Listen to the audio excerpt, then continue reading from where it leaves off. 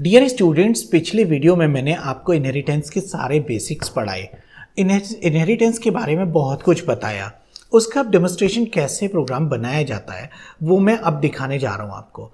तो आइए आज चलते हैं स्क्रीन पे। अच्छा, पिछले वीडियो को देखने के लिए आई बटन प्रेस करके आप वहाँ जाके देख सकते हैं। जब वो कॉन्सेप्ट क्लियर हो जाए तो फिर यहाँ पे आ जाना और इस वीडियो को देखना शुरू करना। इसमें मैं उसका प्रोग्राम कैसे काम करता है मैं बात करूँगा।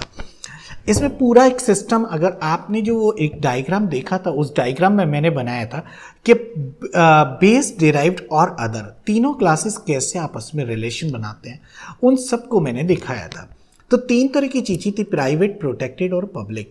प्राइवेट चीज़ें सिर्फ बेस क्लास यूज़ करती थी, प्रोटेक्टेड चीज़ें बेस और डिराइव्ड यूज़ करती थी और पब्लिक चीज़ें बेस, डिराइव्ड और अदर तीनों यूज़ करते थे। ये चीज़ यहाँ पे किस तरह से काम करती है स्क्रीन पे लेके आया हूँ मैं।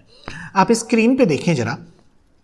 तो देखो, सबसे पहले एक क्लास बेस बनाई गई है जिसके अंदर एक प्राइवेट यानी कि प्राइवेट डेटा इंट में लिखा है, प्रोटेक्टेड यानी कि प्रोट डेटा। मैंने नाम ऐसे ही बनाया है जिससे कि आपको आसानी से समझ में आ जाए। और पब्लिक में मैंने पब डेटा लिखा है और एक पब्लिक में एक फंक्शन बनाया है इनिट डेटा इन बेस, यानी कि बेस क्लास के अंदर एक फंक्शन है जिसमें इनिशियलाइज होगा हमारा डेटा। तो मैंने यहाँ पे तीनों चीज़ों को इनिशियलाइज किया। हालांकि एक मैसेज भी दिया है इनिट डेटा इन बेस क्लास, यानी कि आउटपुट में ये दिखेगा डेटा इनिशियलाइज हो रहा है। ये बात हमने यहाँ पे लिखी इस फंक्शन के अंदर हूँ मैं।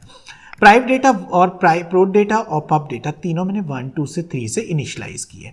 शो डेटा इन बेस, देखो बिल्कुल वही काम जो मतलब एक बेस क्लास के अंदर दूसरा फंक्शन है जिसमें इन तीनों वैल्यूज को शो किया जा रहा है। तो आपको जरा सी भी प्रॉब्लम नहीं होनी चाहिए क्योंकि प्राइवेट, प्रोटेक्टेड और पब्लिक तीनों अपनी क्लास में तो एक्सेस होते ही होते हैं। अब आते हैं हम डिराइव्ड क्लास पे। आपके सामने मैंने एक क्लास और बनाई हुई है जो डिराइव्ड क्लास है। इस डिराइव्ड क्लास में जब देखेंगे तो प्राइवेट डेटा, पब डेटा और प्रोट डेटा तीनों के तीनों मैंने इनिशियलाइज किए हैं, किसमें एक फंक्शन बनाया इनिट डेटा इन डिराइव्ड और यहां शो डेटा इन डिराइव्ड, यानी कि मैंने एक्सेस करके दिखाने की कोशिश की है प्राइवेट, प्रोटेक्टेड और पब्लिक तीनों यहां पे किस तरह से होंगे। ठीक है, अब आता है एक मेन फंक्शन बनाया। तो बेस और डिराइव्ड दो बनाई है, अभी अदर नहीं बनाई है। अदर पे मैं अभी आके बात करूंगा। अब आती है बात, इसमें एक बेस क्लास का ऑब्जेक्ट है और एक डिराइव्ड का ऑब्जेक्ट है। बेस क्लास के ऑब्जेक्ट से बेस का फंक्शन, डिराइव्ड क्लास के ऑब्जेक्ट से डिराइव्ड का फंक्शन बनाया। डिराइव्ड से ये बेस वाले अभी नहीं चला रहा, डिराइव्ड से डिराइव्ड के फंक्शन चलाएं दोनों और इसको मैंने चलाने की कोशिश की और आउटपुट देखो ये चला और इसमें एरर्स आनी शुरू हो गई। सबसे पहली बात, इसने कहा प्राइवेट डेटा यहां पे एक्सेस नहीं होगा। मान गए, चलो इसे बंद कर देते हैं। ठीक है, डिराइव्ड में प्राइवेट डेटा एक्सेस नहीं होता, प्रोटेक्टेड और पब्लिक होता है। क्या ये चलेगा? नहीं। प्रोटेक्टेड पे भी एरर आई। अब ये प्रोटेक्टेड पे एरर क्यों आई, ये सोचने की बात है। मैंने डिराइव्ड लिख दिया तो क्या क्लास डिराइव्ड हो गई? ऐसे कभी डिराइव्ड नहीं होती। फिर डिराइव्ड होती कैसे है? डिराइव्ड होती है उसके आगे जिस क्लास को डिराइव करना होता है और जिस क्लास में डिराइव करना होता है, तो जिस क्लास में डिराइव करना होता है हम वहां पे कोलन लगाते हैं और लिखने के बाद कोलन हम उस फिर लिखते हैं पब्लिक अभी आप ऐसे याद कर ले क्योंकि पब्लिक, प्राइवेट और प्रोटेक्टेड पे जब एक्सेस की बात आएगी तो मैं एक अलग से वीडियो दूंगा इसका। PUBLIC पब्लिक, और पब्लिक में मैंने किस क्लास को बेस बनाना है? बेस को ही। तो यहां मैंने नाम भी ऐसे ही लिखे हैं जिससे आसानी से आपको दिखाई देने में परेशानी ना हो। बेस क्लास, इसकी डेटा को मैं इसमें एक्सेस करने जा रहा हूं तो मेरे को ऐसे लिख देना होता है। अब आप देख रहे हो कि यहां पे अब ये मैंने प्रोट डेटा को खोल दिया, क्या एरर खत्म हो जाएगी? प्रोटेक्टेड डेटा वाली एरर खत्म हो गई। यानी कि अब एरर ये कौन सी आई है? ये आई है प्राइवेट डेटा इज प्राइवेट। ठीक है, तो क्या बात है, मैंने नीचे प्राइवेट उसमें चला रखा है, इस वाले में शो डेटा में। देखो, मैंने यहां का तो प्राइवेट बंद किया था, यहां का भी मुझे प्राइवेट डेटा बंद करना पड़ेगा। ये दोनों मैंने कमेंट आउट कर दिए। अब देखना ये प्रोग्राम आराम से चलेगा, यानी कि इसने अपना काम किया। देख रहे हो कुछ अच्छी बातें?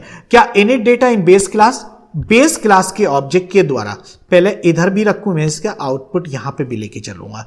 इसमें क्या करूंगा, सबसे पहले मैंने एक ऑब्जेक्ट बनाया है जिसमें मैंने लिखा है बेस का ऑब्जेक्ट है और डिराइव का ऑब्जेक्ट, b.init डेटा इन बेस। देखो ये एक्सेस हुआ और आउटपुट मेरा होगा यहां पे, देखो इनिट डेटा इन बेस क्लास। ठीक है, फिर इसके बाद शो डेटा इन बेस, तो बेस का शो डेटा देखो ये हुआ, और प्राइवेट पब्लिक प्रोटेक्टेड तीनों वो जो इनिट में इनिशियलाइज हुए 1 2 3 वो यहां पे शो हो गए। ठीक है, अब आती है बात डी डॉट इनिट डेटा इन डिराइव्ड। तो डिराइव्ड में फिर से पहुंचे और आप देख रहे हो यहां पे क्या इनिट डेटा इन डिराइव्ड क्लास, यानी कि आप वो क्या क्या एक्सेस कर रहा है। प्राइवेट डेटा मैंने मना कर दिया, प्रोट और पब ये दोनों एक्सेस करेगा। तो वहां हमने 11 और 22 और 33 तीन लिखे थे, देखो 11 तो हट गया, 22 और 33 रह गए। 22 और 33 जब ये यहां पे इनिट डेटा ने किया तो शो डेटा भी क्या कर रहा है, यहां पे शो डेटा कॉल किया है डिराइव्ड का, तो आउटपुट क्या आ रहा है यहां पे देखो शो डेटा में 22 और 33 आपको दिख रहा है। तो इस तरह से मेरे को यह दिखाना था कि कैसे काम करता है और बेस और डिराइव्ड। अब बात आती है अदर की। तो अदर से पहले एक काम और करूंगा मैं यहां पे इनको दोनों फंक्शंस को जो बेस क्लास के ऑब्जेक्ट से मैंने कॉल किए थे इन्हें मैं डिराइव्ड से भी करने की कोशिश करता हूं, क्योंकि मैंने ये भी उस डायग्राम में बनाया था डिराइव्ड का एक ऑब्जेक्ट बेस के पब्लिक को एक्सेस कर सकता है। अब ये दोनों फंक्शन इनिट डेटा इन बेस, शो डेटा इन बेस, ये दोनों के दोनों क्या है, पब्लिक फंक्शन है। किसके अंदर, बेस के अंदर। तो मेरे को यहां पे क्या करना है, बी की जगह डी से एक्सेस करने की कोशिश करनी है। क्या हो पाएगा ये मुझे देखना है। तो देखो अब मैं इसे एग्जीक्यूट करता हूं प्रोग्राम को, और क्या आउटपुट, यस, यानी कि एग्जीक्यूट हुआ। देखो 1 2 3 फिर दोबारा से ऑब्जेक्ट डिराइव्ड का था, चीजें बेस की थी, इस तरह से चल सकता। तो इसका मतलब बेस के ऑब्जेक्ट की जरूरत तक खत्म हो जाती है अगर हम चाहें तो। मैंने ये दोनों लाइनें यहां से हटा दी और क्या किया, इसे चलाया तो ये चल गया। इसका मतलब बेस के ऑब्जेक्ट की जरूरत नहीं है। बट मैं यहां से ना हटा के इसे आपके सामने इन्हें कमेंट बना देता हूं। ठीक है, चलाना चाहिए, चल जाएगा, और नहीं चलाने की जरूरत है तो अब एक अदर क्लास में यहां पे लेके आता हूं। अदर क्लास कैसे काम करती है उस पे भी बात करते हैं।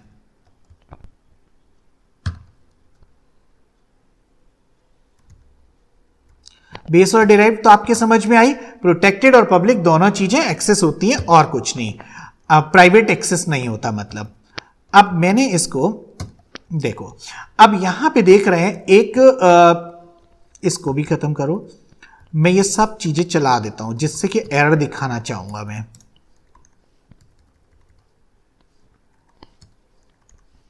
देखो अब ऑब्जेक्ट एक और बनाना पड़ेगा मुझे अदर का, अदर ओ, और ओ डॉट फंक्शन का नाम। देखो अदर में पहले दिखाई देता हूं क्या क्या है। अदर में मैंने बना रखा है यहां पे एक तो इनिट डेटा इन अदर और एक शो डेटा इन अदर। ये दोनों फंक्शंस के अंदर प्राइव, पब, प्रोट, ये तीनों के तीनों वहां से लाके एक्सेस किए हैं। इनकी वैल्यू थोड़ी सी चेंज कर देता हूं जिससे कि कंफ्यूजन ना हो। ठीक है, 1 1 1 2 2 2 और 3 3 3 कर दिया। अब शो डेटा इन अदर में ये तीनों वैल्यू शो होनी चाहिए। अगर चलता है तो अदर के साथ मुझे ना तो कोलन लगाना है और ना मुझे बेस का क्लास का नाम लिखना। उसका कारण क्योंकि इन दोनों को लिखने का क्या मतलब है, ये किसी से रिलेशन में थोड़ा ही है, इसलिए क्योंकि रिलेशन में नहीं है तो इनको जोड़ने का कोई लॉजिक नहीं होता। तो अब मैं यहां पे बात करूंगा, इसका एक ऑब्जेक्ट बनाया ओ, और ओ के लिए मैंने यहां फंक्शन कॉल किया O dot init data in other, ऐसे ही O dot show data in other.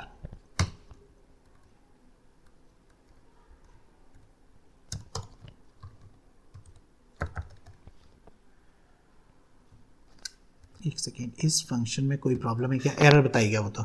चलो मैं चला के दिखाता हूं। अब ये मैंने फंक्शन कॉल कर डाले,